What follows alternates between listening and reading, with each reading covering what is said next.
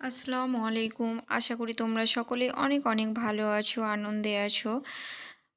আজকে আমি বাঁধাকপির একটা নতুন রেসিপি নিয়ে চলে এসেছি তোমাদের সঙ্গে শেয়ার করতে। একেবারে আলাদা একটা স্বাদে। তো চলো দেখে নাও কীভাবে এটাকে আমি বানাই।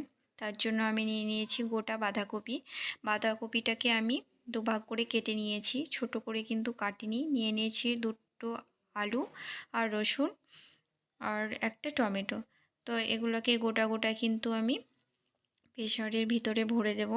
এটাকে আমি কাটবো না। তারপর আমি এতে একটুখানি জল দিয়ে দেব। দিয়ে দিচ্ছি আমি জল। তারপর এটাকে আমি ভালোভাবে সেদ্ধ করে নেব। প্রেসারের ঢাকনাটা আমি বন্ধ করে দিলাম। এবারে আমি এটাকে গ্যাসে বসিয়ে দুটো সিটি দিয়ে ভালোভাবে সেদ্ধ করে নেব। বাঁধাকপিটা আমার সেদ্ধ হচ্ছে। এতে কিন্তু বেশি জল দেবে না, এটা শুকনো শুকনো হবে। এবারে আমি প্রেসারটাকে খুলে দেখছি। আমার কপি, আলু আর টমেটো কিন্তু ভালোভাবে সেদ্ধ হয়ে গেছে। একে একে আমি এগুলোকে তুলে নেব। কপিগুলো দেখতেই পাচ্ছ গোটা গোটা হয়ে আছে, ভাঙিনি কিন্তু। আলুটাও গোটা হয়ে আছে। সবগুলোকে আমি একে একে তুলে নিলাম।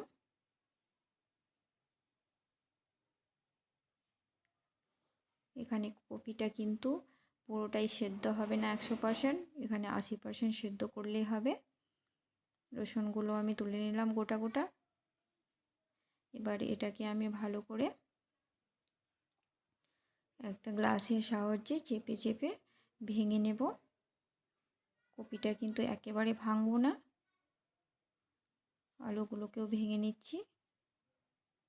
সবগুলোকে আমি ভালোভাবে ভেঙে নেব। যখন কপি খেয়ে খেয়ে খেয়ে আমার একঘেয়েমি হয়ে যায়, তখন কিন্তু আমি এভাবে বানিয়ে ফেলি। নতুন একটা স্বাদ। তো কড়াইয়ে আমার তেল গরম হয়ে গেছে। এখানে আমি ফোড়ন দিয়ে দিচ্ছি শুকনো লঙ্কা আর কালো জিরে। এটাকে আমি ভালোভাবে নেড়ে চেড়ে নেব। কালো জিরে সুগন্ধ কিন্তু বেরিয়ে গেছে, শুকনো লঙ্কারও সুগন্ধ বেরিয়ে গেছে। এবারে আমি দিয়ে দিচ্ছি গোটা জিরে। গোটা জিরে দেওয়ার পর একটুখানি ভেজে নিচ্ছি।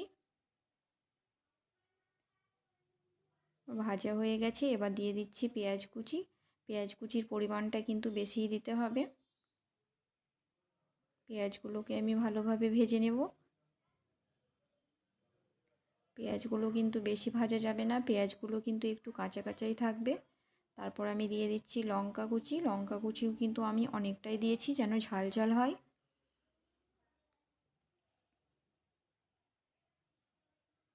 এই বাঁধাকপির রেসিপিটা একটু ঝালঝালি বেশ ভালো লাগে। তারপর পেঁয়াজগুলো কিন্তু ভাজা হয়ে গেছে, পেঁয়াজটা অনেকটাই কমে গেছে। এবারে আমি দিয়ে দিচ্ছি আদা পেস্ট, কারণ রসুনটা কিন্তু আমি আগেই দিয়ে দিয়েছিলাম প্রেসারের মধ্যে সেদ্ধ করতে। দিয়ে দিচ্ছি হলুদ। এবারে আমি দিয়ে দেব জিরের গুঁড়ো, দিয়ে দেব ধনে গুঁড়ো,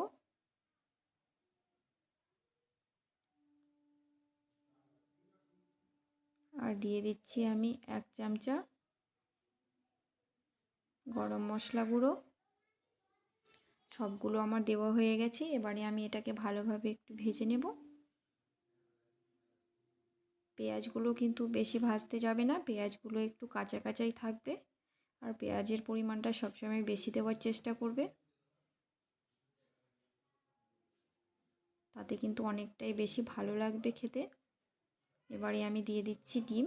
এখানে আমার বাঁধাকপির পরিমাণটা কিন্তু খুবই কম বলে এখানে আমি একটা ডিম ব্যবহার করছি। যদি বাঁধাকপির পরিমাণটা বেশি হয় তাহলে কিন্তু ডিমের পরিমাণটাও বেশি হবে। ডিমটাকে আমি ভালোভাবে ভেজে নেব।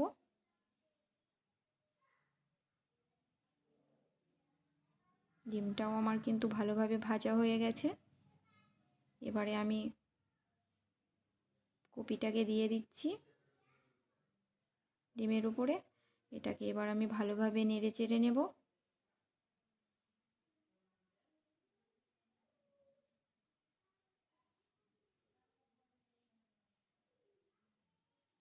কপিটা কিন্তু বেশি ভাঙা যাবে না, কপিটা কিন্তু গোটা গোটায় পাতা পাতা হয়ে থাকবে। কপিগুলো কিন্তু দেখতেই পাচ্ছ আমার একেবারে গোটা গোটা হয়ে আছে। তো এটাকে ভালোভাবে আমি নেড়ে চেড়ে নেব। তারপর আমি সবশেষে এখানে ধনেপাতা কুচি দিয়ে দিচ্ছি। ধনেপাতা কুচিও কিন্তু আমি 1 বাটি নিয়ে নিয়েছি। তোমরা একবার এভাবে ট্রাই করে দেখতে পারো বাঁধাকপির রেসিপি। এটা কিন্তু খুবই ভালো লাগবে।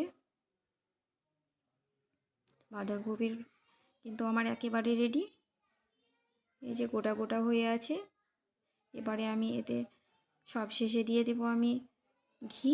ঘিটা দিলে কিন্তু স্বাদটা আরও বেশি বেড়ে যাবে বাঁধাকপির। এবারে ঘি দিয়ে আমি ভালোভাবে নেড়ে চেড়ে নেব।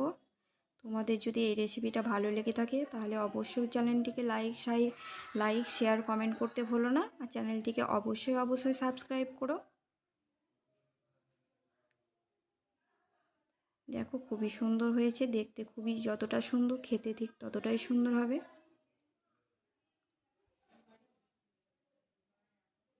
কপি আমার একেবারে রেডি।